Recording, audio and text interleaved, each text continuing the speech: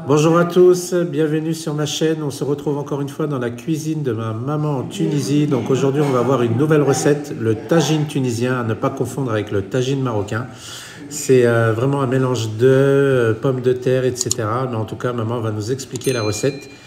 Cette recette aussi est automatique, c'est-à-dire que ce qu'on appelle Aïd Mizen, c'est-à-dire que les ingrédients sont à l'œil. On va commencer la recette. Donc là, il y a un petit peu de poulet, de l'agneau, c'est du gigot d'agneau, hein, c'est ça?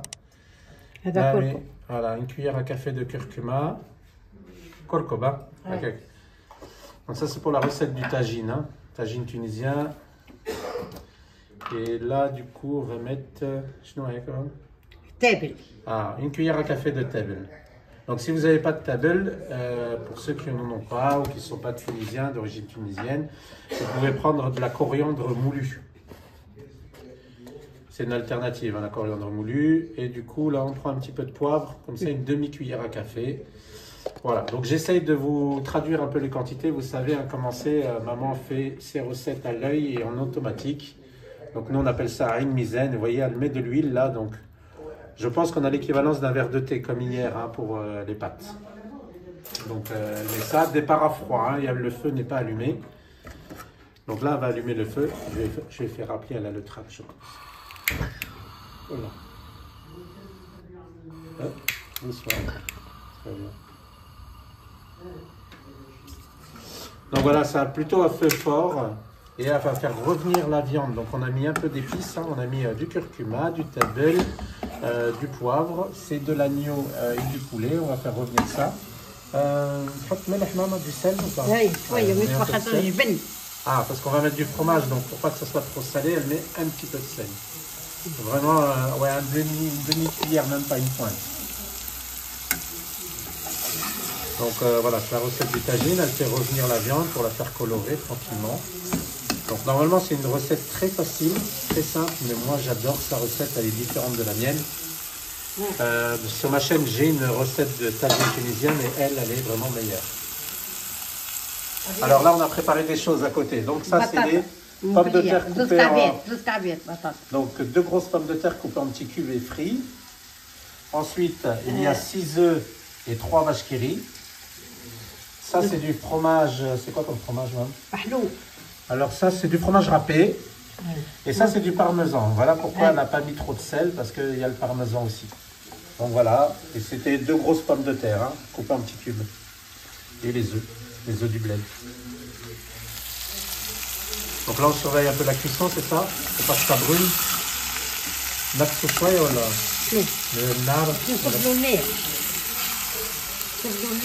va mettre un peu d'eau, c'est ça? Oui. La traduction de sel, non? Ça va? Oui. Oh, okay. Je crois que je vais l'énerver à lui dire qu'est-ce qu'elle doit faire.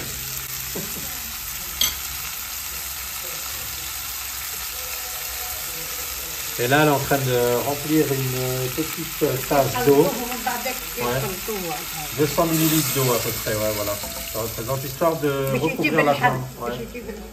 Donc pour que la viande cuit, voilà, un petit bouillon, en fait, ça va faire un bouillon. Donc voilà, on remue. Donc vous voyez, l'eau, c'est l'équivalent de recouvrir un peu la viande, hein. Là, il y avait à peu près 200 ml. À force de faire le recette, hein, moi j'ai un peu la notion des grammages et des...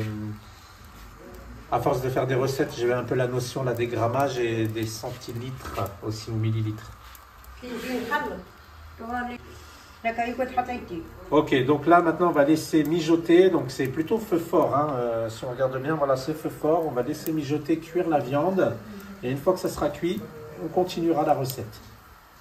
On couvre, maman, ou on ne recouvre pas? Faut couvrir, ratif. Ah oui, et on couvre. Donc on couvre et on laisse le temps de mijoter. Alors je vous dirai combien de temps ça a pris pour. Donc là c'est plutôt terminé, vous avez vu, ça a absorbé tous les liquides. Donc la viande à la cuit, le poulet, l'agneau. Donc là on va l'émietter, on va émietter toute la viande. Et une fois qu'on l'aura émiettée, on va continuer la recette. À tout de suite. Du coup là voilà, on a vidé toute la viande. Enfin maman a vidé toute la viande. Là il reste un peu de sauce. C'est les sucres de la viande, on va les garder parce que tout à l'heure vous verrez, on les mélangera aux pommes de terre. Ça c'est vraiment l'essence de la sauce. Tu vas le faire maintenant? Allez. Et du coup, elle verse les pommes de terre, donc coupées en morceaux qu'elle a fait frire au préalable. Et puis voilà, elle va imbiber en fait les pommes de terre. Et maintenant, on ouvre les vaches qui rient, c'est ça? Oui. Donc là, on met 3 vaches qui rient dedans, c'est ça? Dans le sakin. Donc du coup, on prend 3 vaches qui rient qu'on coupe en morceaux, comme ça, en petits cubes. Et voilà, on le fait au couteau, tranquillement.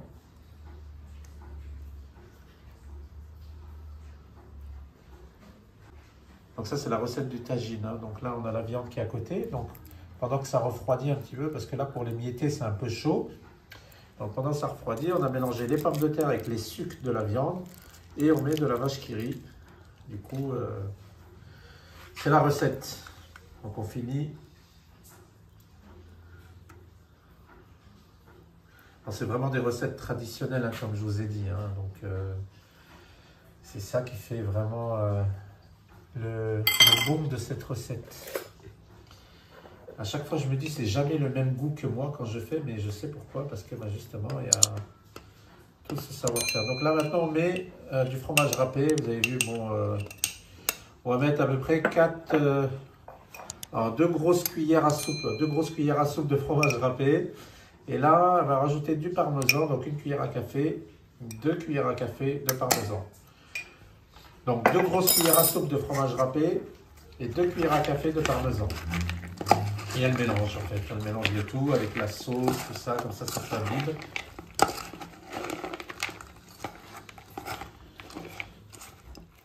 Bon, et du coup, elle commence à effriter la viande. Ben, je vais donner un coup de main à ma maman et je reviens vers vous une fois qu'on aura tout effrité. Allez, à tout de suite. Donc voilà les amis, là on a émietté le poulet et l'agneau. On les a coupés au ciseau, hein, je vous avoue, au couteau c'était un peu long. Et puis là maintenant elle va mélanger avec des œufs. Donc on va casser 2, 4, 6 œufs. 6 œufs entiers dedans. Alors c'est des gros œufs ici, hein, c'est vraiment des gros œufs. Donc c'est 6 gros œufs. Donc il faudra voir avec la grosseur de vos œufs, notamment en France. Hein, je sais qu'il y a des petits œufs en ce moment. Voilà, le dernier œuf. Donc il y a 6 œufs, donc 6 œufs cassés à l'intérieur. Et on remue toute la mixture pour pouvoir faire le liant, hein, avec les 6 œufs. Voilà, donc on mélange tout. Hein. Tu rajoutes pas d'épices, ma tfawahish, hein, maman. Ma tfawahish, ma tzitch tfawahish. Ça y est, maintenant les épices qu'on a mis dès le début avec le poulet et les sucres, c'est suffisant. On ne met pas plus d'épices. En plus, on avait dit que le fromage il salait la préparation, donc impeccable. Alors de quoi? Ah, donc oui, j'avais oublié. Ah, donc elle a chemisé, ce qu'on appelle, on a pris un plat, hein, qui va au four. Elle a chemisé, donc elle a mis du beurre et de la farine pour pouvoir verser la mixture dedans. D'accord? Donc on verse la mixture dedans tout simplement. Alors attendez, on rajoute, finalement on va rajouter 2 œufs. Donc allège ta zid, parce que c'est pas assez... c'est pas assez liant, c'est ça, pas assez liquide. Donc il faut vraiment que la texture soit liquide. Donc déjà elle a cassé un œuf en plus. Je vais vous montrer la texture, si elle me dit que c'est ok. Comme ça c'est bon, ok. Oui. Donc finalement on a mis 7 gros œufs. Et du coup elle verse la préparation dans un plat qui est chemisé et qui va aller au four. Donc chemisé, hein, avec de la farine et du beurre bien sûr. Donc en fonction de votre plat, votre tagine sera plus ou moins épais. Je ne sais pas si vous entendez avec le bruit. Voilà, donc là, non, je pense qu'il ne sera pas très épais le tagine. Mais si vous prenez un petit plat, il sera plus épais. Mais bon, là, c'est bien la texture. Donc voilà, on répartit uniformément pour chasser l'air. Des fois même, on le tape. Hein, comme ça. Ah, tu vas rajouter un œuf? Ah, c'est pour mettre par-dessus. Alors, je n'ai pas trop compris, mais on va regarder. Donc là, tu mélanges ton œuf. Donc il y a 7 gros œufs et un 8e à la fin. Ah d'accord, qu'elle met par-dessus. D'accord. Et ça sert à quoi ça? Allez, je me fais tout, pour la couleur, pour une bonne couleur. D'accord. Et voilà, on essaye un petit peu de recouvrir le dessus de la préparation. D'accord. Ouais, tu vois, je ne connaissais pas cette astuce. On verra ce que ça donnera à la cuisson. Très bien.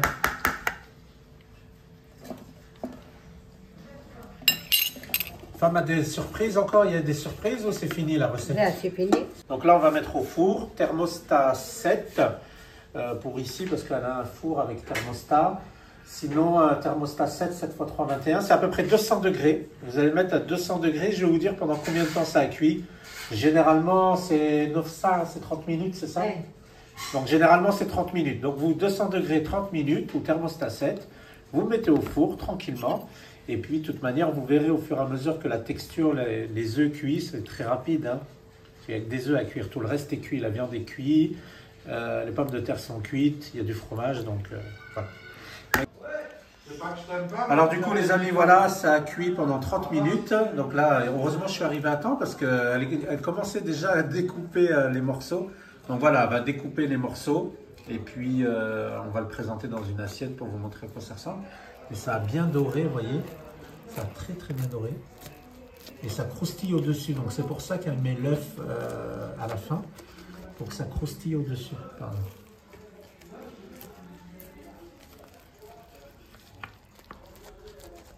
Ok. Ouais. Et puis après, tu coupes dans l'autre sens. Hein,